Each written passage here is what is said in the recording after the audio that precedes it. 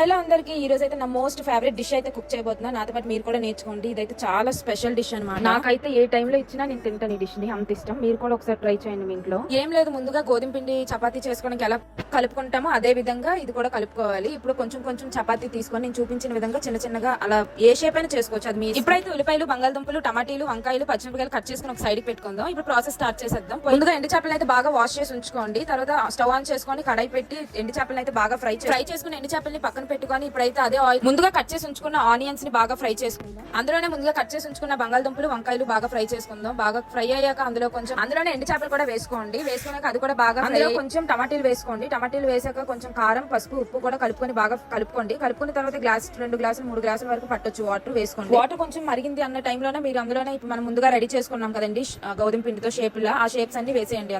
అది బాగా ఉడకనివ్వాలి. ఒక 15 మినిట్స్ వరకు ఉడకనిస్తే అది బాగా మంచి ఇదిలా వస్తుంది. చాలా బాగుంటుంది టేస్ట్ అయితే. మీరు ఖచ్చితంగా